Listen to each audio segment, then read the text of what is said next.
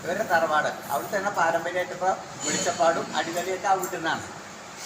ആ വീട്ടിലെത്തി വെള്ളം കുടിക്കാൻ ചോദിച്ചതാണ്. ഈ വെള്ളം കുടിക്കാൻ ചോദിച്ച സമയത്ത് അവരെ വെള്ളം പറഞ്ഞിട്ടായിട്ട് പ്രസിദ്ധമായിട്ട് വന്നല്ലേ അവർ പാല് കൊടുക്കുന്നതാണ്. ഈ പാല് കൊടുത്ത് കുടിച്ചു കഴിഞ്ഞപ്പോൾ അനിയത്തിയെ കാണാനില്ല. എഴുതി നോക്കുമ്പോൾ അനിയത്തിയെ കാണാനില്ല. അപ്പോൾ അനിയത്തി അന്വേഷിച്ച് പിന്നെ എഴുതി ഇങ്ങനെ വന്നിട്ട് ഇവിടെ വന്നപ്പോൾ അനിയത്തി ആദ്യം കുട്ടി ഇവിടെ വന്നിരുന്നു എന്നാണ്, ഈ കുഞ്ഞിൻ്റെ മേലെ വന്നിരുന്നു. അപ്പം എഴുതിക്ക് ദേഷ്യം വന്നിട്ട് അനിയത്തി എടുത്തിട്ട് എറിഞ്ഞു എന്നാണ്. അതാണ് വടക്കേ മുത്തശ്ശേർക്കാവ്. ഇവിടെ എടുത്തിട്ട് അങ്ങോട്ട് എറിഞ്ഞു എന്നാണ്. അതിപ്പോഴും അവിടുത്തെ വെളിച്ചപ്പാട് ആ ഒരു അതിൻ്റെ ഐതിഹ്യത്തിന് വരുമ്പോഴും വെളിച്ചപ്പാട് സമയത്ത് ഒരു കാലൊന്നും പറ്റിയിട്ടേ വരും. അങ്ങനെ എന്നിട്ട് ഈ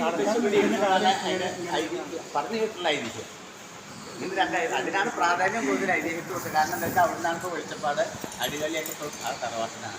അപ്പോൾ അവരാ ഇരുന്ന സ്ഥലത്ത് അവിടെ ഒരു കമത്തി കിണ്ടി കമത്തിയിരുന്നു, കുടിച്ച പാൽക്കിണ്ടി കമത്തി. ആ കിണ്ടി അങ്ങനെ അവിടെ അമർന്നിരുന്നതാണ്. അപ്പോൾ ആ തറവാട്ട് ഇപ്പം ഭഗവതി ഗജയിച്ച് പൂജിക്കുന്നു. മലക്കാട്ട് തറവാട്ട് അവിടുത്തെയാണ് വെളിച്ചപ്പാട്.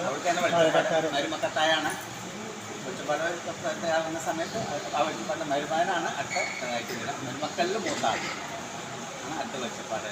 ഇപ്പോഴത്തെ വെളിച്ചപ്പാട് 8 വയസ്സിൽ ഇവിടെ എത്തിയിട്ടുള്ള ആളാണ്.